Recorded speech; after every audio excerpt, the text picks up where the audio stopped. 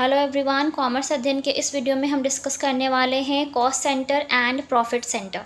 ठीक है, देखेंगे कॉस्ट सेंटर, इसको डिटेल में समझेंगे कितने टाइप से कॉस्ट सेंटर हो सकते हैं कॉस्ट अकाउंटिंग में, और साथ ही साथ प्रॉफिट सेंटर क्या होता है उसको भी डिस्कस करेंगे इसी वीडियो में। तो वीडियो साथ इन तक बने रहिएगा ताकि हर एक पॉइंट आपको अच्छे से क्लियर हो जाए।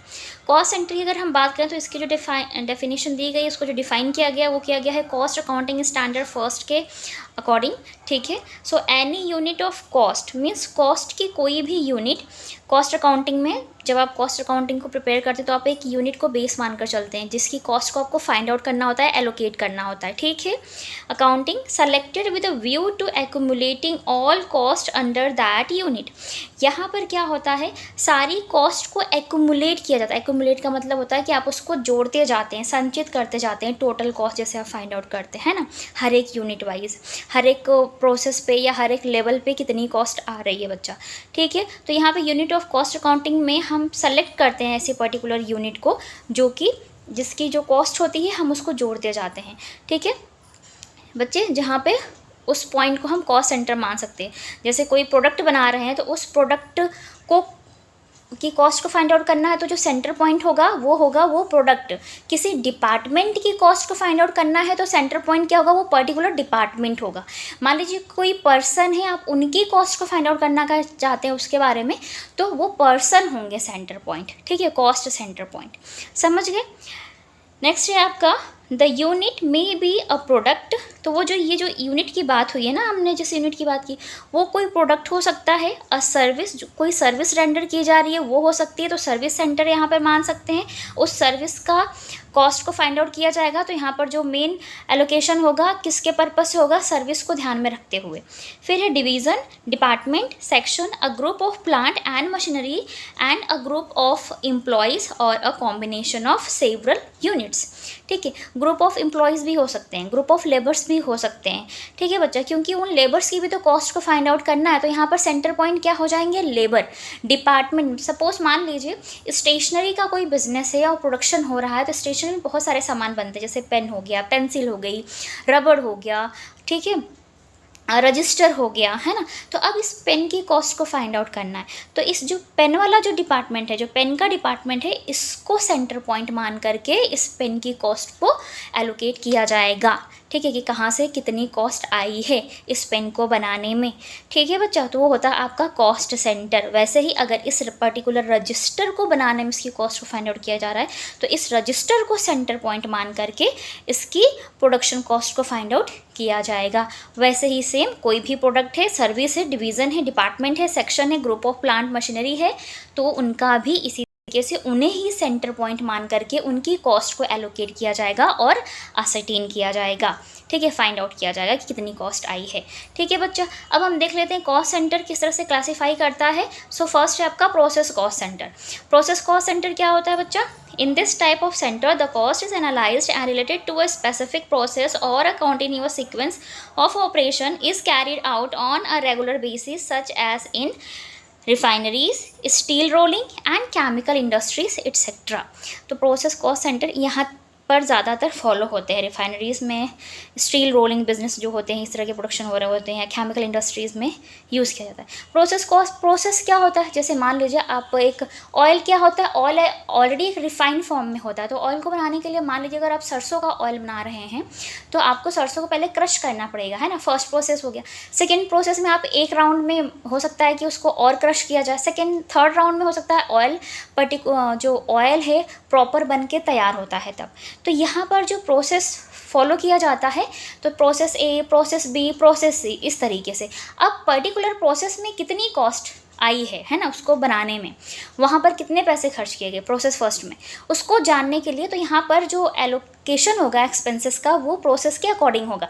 प्रोसेस ए में कितना खर्चा हुआ तो जो फर्स्ट प्रोसेस होगा वो कॉस्ट सेंटर का काम करेगा, तो उसको हम बोलते हैं प्रोसेस कॉस्ट सेंटर। अगर प्रोसेस ए में लागत आई है तो उसके अकॉर्डिंग, प्रोसेस बी में क्या आया, प्रोसेस सी में क्या आया, तो यहाँ पर प्रोसेस को क्या किया जाएगा, कॉस्ट सेंटर मान करके उनकी कॉस्ट को फाइंड आउट किया जाएगा बच्चे। ठीक है, समझ गए आप। ठीक है, प्रोसेस ए में कहाँ से कितना ज़्यादा पैसा कहाँ पर खर्च हुआ है, ठीक है, उनको एलोकेट करना। तो यहाँ पर प्रोसेस ए को कॉस्ट सेंटर माना गया और उसी की कॉस्ट को फाइंड आउट किया गया। फिर प्रोसेस बी में सेम चीज़ होता है, फिर प्रोसेस सी में सेम चीज़ होता है। समझ गए प्रोसेस कॉस्ट सेंटर। अभी हम आगे और पॉइंट्स की बात करते हैं। प्रोडक्शन कॉस्ट सेंटर, ठीक है। प्रोडक्शन कॉस्ट सेंटर क्या होता है, जहाँ पर रॉ मटेरियल के थ्रू एक फिनिश्ड प्रोडक्ट को बनाया जाता है। Finished product that means end product. End product कौन सा होता है, जो कि कंज्यूमर तक पहुँचाया जाता है, कंज्यूमर को बेचा जाता है, वो होता है आपका फिनिश्ड प्रोडक्ट, ठीक है। रॉ मटेरियल हम ऐसे मान सकते हैं, जैसे मान लीजिए इस पेन को बनाना है बच्चा, तो अब इस पेन को बनाने के लिए आपको इंक चाहिए होगी अलग से, इसका जो अपर बॉडी पार्ट है उसके लिए प्लास्टिक चाहिए होगी, ठीक है। तो वो सब क्या हो गए, रॉ मटेरियल हो गए। अब उस रॉ मटेरियल को यूज़ करके जब आप इस पेन को बना देते हैं तो इस पेन को हम बोलते हैं फिनिश्ड प्रोडक्ट या फिनिश्ड गुड्स बच्चा, जो कि कस्टमर्स को बेचा जाता है, ठीक है। समझ गए। तो देख लेते हैं production cost centre. Production cost centre is one in which production activity is carried where the shape of raw material is converted into a finished product, ठीक है। समझ गए। जहाँ पर रॉ मटेरियल को यूज़ किया जाता है, एक पर्टिकुलर शेप दिया जाता है और फिनिश्ड प्रोडक्ट को फिनिश्ड प्रोडक्ट में कन्वर्ट किया जाता है, रेडी किया जाता है। In such centre both direct and indirect cost incurred. इसमें क्या होता है कि आपकी चाहे वो डायरेक्ट कॉस्ट हो चाहे इनडायरेक्ट कॉस्ट हो, दोनों को ही शामिल किया जाता है, ठीक है बच्चे। समझ गए।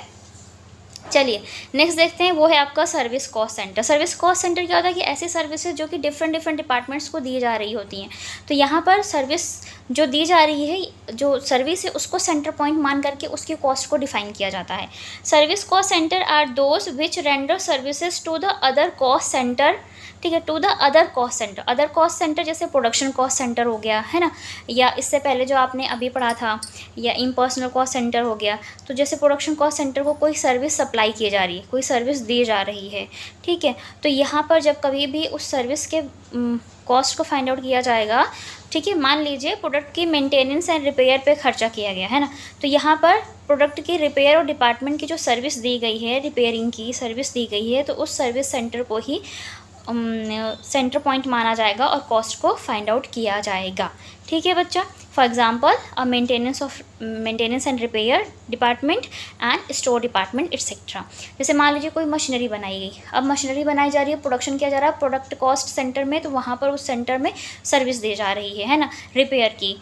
तो यहाँ पर रिपेयर डिपार्टमेंट को सेंटर पॉइंट मान करके इस सर्विस कॉस्ट सेंटर को यूज़ किया जाता है उसकी कॉस्ट को फाइंड आउट करने के लिए, ठीक है बच्चा।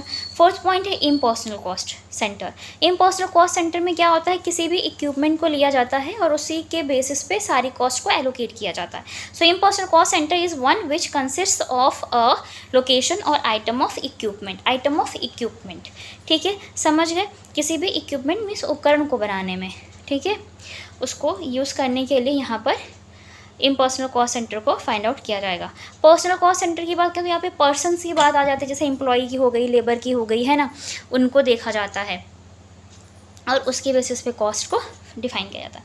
सो personal cost centre is one which consist of a person or group of persons. Cost may be analysed and related to works manager, sales manager, maintenance engineer etcetera.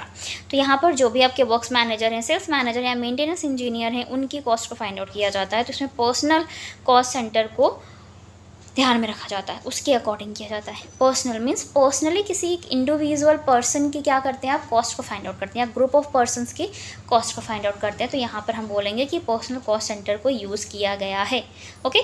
6 point है आपका operation cost centre. Operation cost centre में क्या होता है, operation cost centre is one which consist, ये consist है, याद रखिएगा, CONSISTS,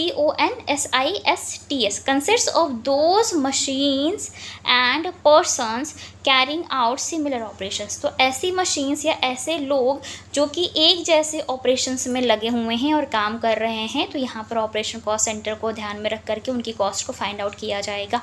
जैसे कि मान लीजिए इस प्रोडक्ट को बनाने के लिए सेम मशीन भी काम कर रही है, कुछ लोग भी काम कर रहे हैं, ठीक है।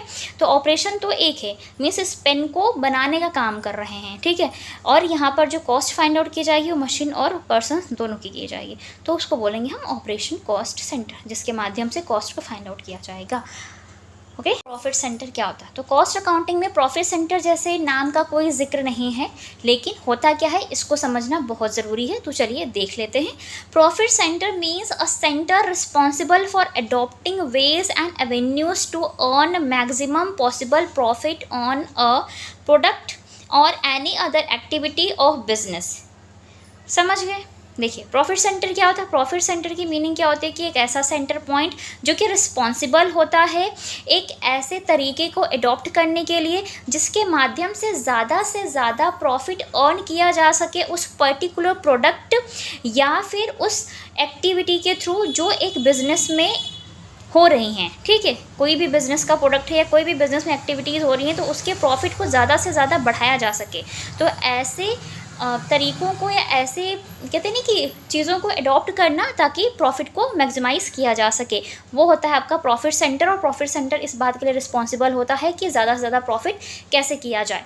ठीक है, नेक्स्ट यहाँ पे एग्जांपल के तौर पे हम देख सकते हैं for this purpose it makes market surveys. तो यहाँ पर क्या होता है प्रॉफिट सेंटर जब भी इसको ध्यान में रखकर चीज़ें की जाएंगी तो सबसे पहले तो मार्केट का सर्वे किया जाएगा and suggest localities for publicity.